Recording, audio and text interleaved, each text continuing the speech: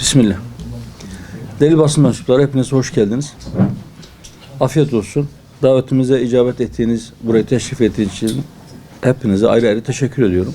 Yaklaşık bir yıldır memleketi dolaşıyoruz. İl il. Bazen ilçelerimize, köylerimize, ücra köşelere de gidiyoruz. Vatandaşla birebir temas edip onların sorunlarını doğrudan onlardan dinlemeye, varsa soruları cevaplandırmaya, kendi çözüm önerilerimizi doğrudan birinci ağızdan kendilerine iletmeye gayret sarf ediyoruz. Evet, memleketi dolaşıyoruz dedik. Dün belediye çarşısında esnafımızı ziyaret ettik. Genel anlamda memlekette bir ekonomik sıkıntı ve bu sıkıntı neredeyse vatandaşın %80'inin birinci gündem maddesi. Tokat'ta da böyleydi. Ziyaret ettiğimiz esnaf işlerin durgunluğundan, piyasanın eskisi gibi olmadığından, fiyatların yüksekliğinden şikayet ettiler.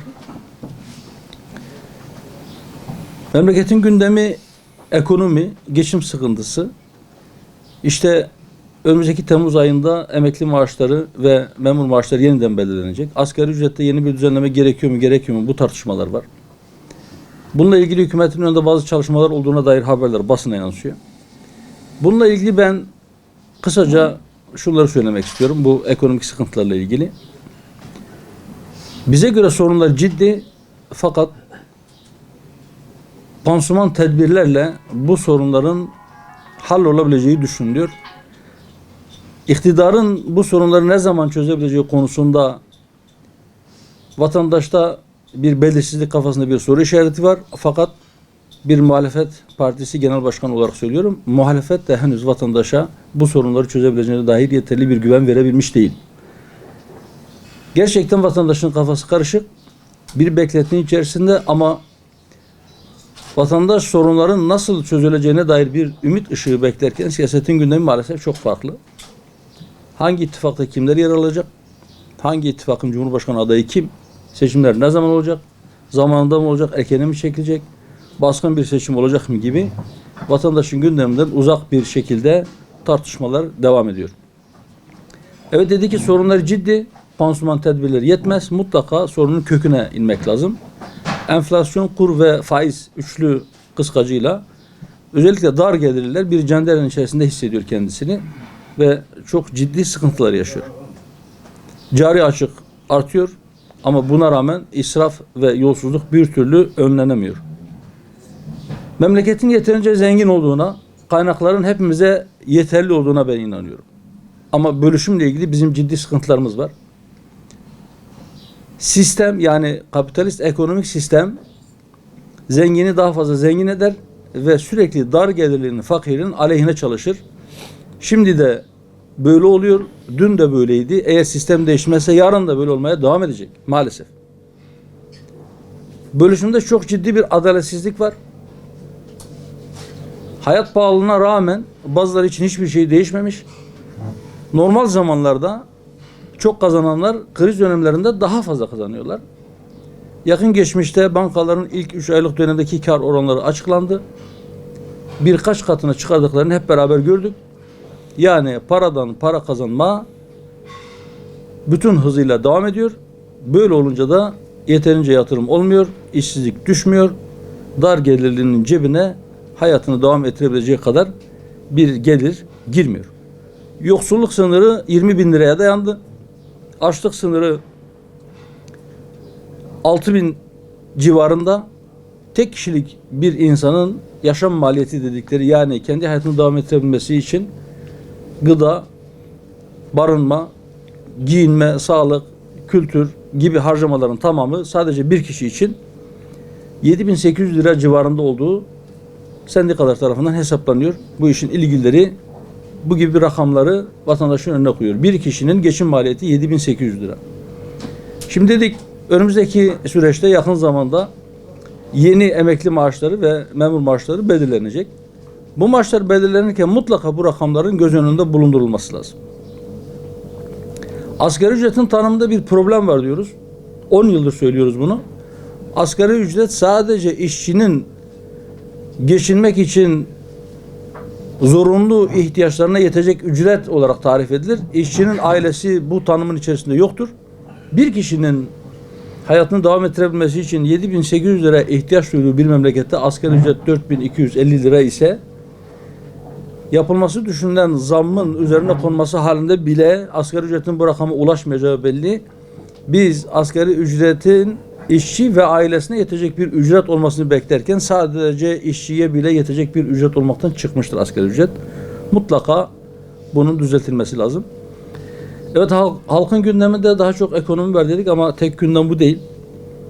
Bir de yakın geçmişte biliyorsunuz toplumsal ahlakımıza yönelen çok ciddi saldırılar var. Ben işin detaylarına çok girmek istemiyorum ama toplumu ciddi şekilde rencide eden, huzursuz eden o ahlak dışı, o hayasızca görüntülerin bir daha yaşanmaması için de mutlaka bir tedbir alınması lazım. Aile kurumu çatır diyor. İstanbul Sözleşmesi siyasetin gündeminde, kimisi İstanbul Sözleşmesi'nin tahribatlarının tamir edilmesi gerektiğini söylerken bazıları da İstanbul Sözleşmesi hayat kurtarır, biz gelirsek onu yeniden imzalayacağız, yeniden yürürlüğe koyacağız diyorlar. Şu hususun altını ben bir kez daha çizmek istiyorum. Çok söyledik. İstanbul Sözleşmesi görünürde kadına yönelik şiddeti önlemeye yöneliktir. Ama asıl hedefinde aile vardır. Aile kurumunu çökertmek ve toplumsal ahlakı çökertmek vardır. Biz bu inançtayız. Kadınlarımızı korumak için İstanbul Sözleşmesi gibi batıdan ithal sözleşmelere ve onların dayattığı yasal düzenlemelere muhtaç değiliz. Buna mecbur değiliz. Aileyi mutlak surette korumak gibi bir sorumluluğumuz var. Yarın Siyonist işgal rejiminin yetkilileri Türkiye'yi ziyarete gelecekler. Yeri geldiğinde bu konuyla ilgili düşüncelerimizi kamuoyuyla paylaşıyoruz. Bundan sonra da paylaşmaya devam edeceğiz. Kim küresel Siyonist sermayenin ya da lobinin şerrinden emin olmak istiyorsa olabildiğince onlardan uzak dursun. Onların şerrinden muhafaza edebilmek için kendini onlara yaklaşmak hiç kimseye bir fayda sağlamamıştır. Bundan sonra da fayda sağlamayacaktır. Çünkü onlar kendilerinin seçilmiş bir ırk olduğuna inanıyorlar. Kendilerinin dışındaki bütün insanların da onlara hizmet etmek üzere yaratılmış olduğuna inanıyorlar. Bunlar onların itikadı. Böyleyken onlarla hiç kimse eşit ilişkiler, dostluk ilişkileri kurabileceğini düşünmesin. Onlar herkesi kullanmaya çalışıyorlar. Buradan bu vesileyle bu hususu bir kez daha dile getirmiş olalım. Gençlerdeki fikri dönüşüm, fikri değişim sadece belli bir bölgede sınırlı değil. Ama şöyle karamsar bir tablo çizmenin de doğru olduğu kanaatinde değilim. Hep kötüye gidiş var. Hep işte inançtan, maneviyattan uzaklaşma var. Bunun güzel örnekleri de var. Onları da görmek lazım. Evet. İnsanlar değişir. Toplumlar da değişir. Zaman içerisinde bunlar yavaş yavaş olur. Şu son birkaç yıl içerisinde çok sık bir şekilde işte ateizm artıyor, deizm artıyor şeklinde bazı saptamalar var, bazı iddialar var. Ama birileri de bunun tam tersini söylüyor. Belki daha önce neye inandığını tam olarak bilmeyen bir kitlenin içerisinde sorgulamalar başladı ve birileri o inancın kendisine ait olmadığını ve ya da kendisine o inanca ait olmadığını gördü ya da öyle hissetti ya da öyle bir karar verdi, bir karar değişikliğiyle kendisine yeni bir yol çizdi. İsimler farklı farklı olabilir. Ama eğer İslam'ı biz iki kelimeyle ifade edeceksek bunlardan bir tanesi tevhiddir. Yani Allah'ı birleme. Bir diğeri de adalettir. Eğer Müslümanlar kendi uygulamalarıyla adaletten uzaklaşırlarsa bununla bazı insanların İslam'dan soğuyabilecekleri gerçeğini de göz önünde bulundurmalıdırlar. Biz eğer gençlerimizin bizim inancımıza göre yetişmelerini ve o ahlakı almaları, o akideyi almaları ve ona göre bir hayat sürdürmelerini istiyorsak mutlaka bizim inancımızı kendi hayatımızda pratiğe dökmemiz lazım. Onun gereklerini yerine getirmemiz lazım. Ve sadece Hüdapar'ın yükü değildir bu. Ben Allah'a ve ahiret gününe iman ediyorum, inanıyorum ve bir hesap vereceğim, bir hesap günü vardır diyen herkes kendini ve gelecek nesillerini cehennem ateşinden, Allah'ın azabından korumak için, kurtarmak için doğru bir yolda sırat-ı müstakimde yürümelerini temin etmek için tedbirler almak zorundadır. Biz kendimizce tedbirler almaya çalışıyoruz. Ama bu sadece bizim işimiz değil, dediğim gibi. Bütün milletin işidir bu. Bizi yapan bizim inanç değerlerimizdir. Bizi bir arada tutan çimentomuzda inanç değerlerimizdir. Öyleyse bunun kıymetini bilmeli ve bunu sağlam bir şekilde tutmak için elimizden ne geliyorsa onu yapmalıyız. Evet, özellikle sosyal medyada dezenformasyon çok sıklıkla yapılıyor. Hatta sadece dezenformasyon değil, haysiyet cellatlığı yapılıyor. Bu konuda pek çok kişi muzdariptir. Bir tripod, bir kamera ya da bir kamerası olan bir cep telefonuyla insanlar bir gazeteci gibi ya da bir televizyoncu gibi çalışıp bazen birilerini hedefe koyarak çok ciddi karalama kampanyaları yapabiliyorlar. Bunun önüne geçmek lazım. Ama bunu yaparken sınırı, ölçüyü iyi koymak lazım. İfade hürriyetinin önüne geçmemek lazım. İnsanlar kendini ifade etmeli, edebilmeli. Herkes kendi düşüncesini söyleyebilmeli ama hiçbir şey sınırsız değildir. Devletin varlık nedenlerinden bir tanesi de insanların can, mal, din, akıl ve nesil emniyetini sağlamaktır. Eğer birileri ben ifade hürriyetimi kullanıyorum diyerek birilerinin hayatını tehlikeye atıyorsa, toplumun bir kesiminde başka bir kesimine karşı kışkırtıp toplumsal bir kaos oluşturmaya çalışıyorsa, buna elverişli bir dil ve vasıtalara sahipse bunun önüne geçmek lazım. Eğer birisi birinin haysiyetini ciddi şekilde rencide ediyor, o kişinin kendisini savunma pozisyonunda yoksa, yani birisi diyelim ki kameralarla ya da basını ya da sosyal medyayı kullanarak bir anda yalan bir haberi, bir iftirayı milyonlara ulaştırabiliyorsa, o kişinin de kendisini savunurken sadece birkaç yüz kişiye sesini duyurup bunun doğru olmadığını ortaya koyabiliyorsa ama o etiket ona yapışıyorsa mutlaka bunun önüne de geçmek lazım. Hiç kimsenin başkasının haysiyetiyle oynamaya hakkı yoktur. Hiç kimsenin başkasının canını, malını tehlikeye atma hakkı yoktur. Hiç kimsenin toplumu ifsad etmeye hakkı yoktur. Her hürriyeti bir sınırı vardır.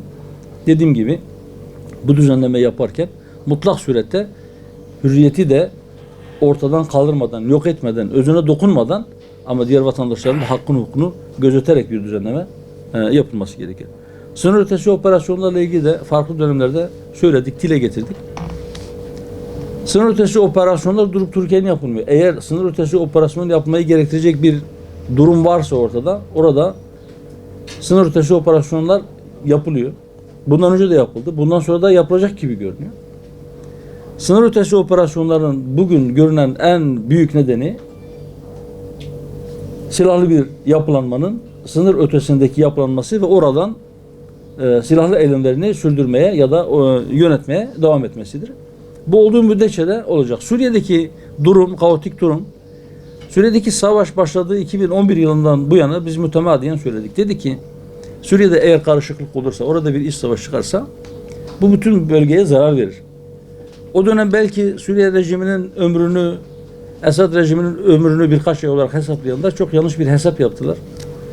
11 yıl aşkın bir sürede orada iç karışıklık devam ediyor. Oradaki iç karışıklık, oradaki kaotik durum istenmeyen bazı durumların ortaya çıkmasına neden oldu. Bundan sonra da bunu ne kadar devam edeceği belli değil. O dönemde Batı koalisyonunu karadan operasyon yapmaya çağırdı hükümet. Biz o zaman da dedik ki emperyalistlere havale etmeyin sorunları. Eğer onlar gelirlerse hiç kimsenin kara kaşı kara gözü için gelmezler. İşte bugün geldiler, orada birilerini kendileri için kara gücü olarak kullanmaya, oradaki petrol kuyularının başına nöbetçi olarak dikmeye başladılar. Batı özünde emperyalist. Yani sadece Amerika değil. Avrupa Birliği'nin başat aktörleri de, hatta bugün belki küçük devletler gibi görünen Danimarka'sı, Hollanda'sı da onların tarihine baktığımızda sömürgeyle katliamla dolu bir geçmişleri vardır. Onlar kendilerini biraz daha yukarıda, diğer toplumları da barbar olarak nitelerler ve kendilerini eşit görmezler. Ama Türkiye 200 yıla yakındır yönünü batıya çevirdi. Batıya doğru gittikçe kendinden uzaklaştı, batıda da olamadı. Merhum Mehmet Akif'in yaklaşık 100 yıl önce, 107 yıl, 108 yıl önce bir Avrupa seyahati vardır birkaç aylık. Avrupa seyahatinden döndükten sonra sorarlar kendisine ne gördünüz orada diye. Çok veciz bir şekilde, çok kısa bir tarifle aslında durumu özetliyor. Diyor ki işleri var dinimiz gibi, dinleri var işimiz gibi. Biz o dönem işimize lakayttık, onlar da dinlerinde lakayttı. Biz dinimize sarılmıştık, onlar da işlerini çok düzgün bir şekilde, disiplinli bir şekilde yapıyorlardı.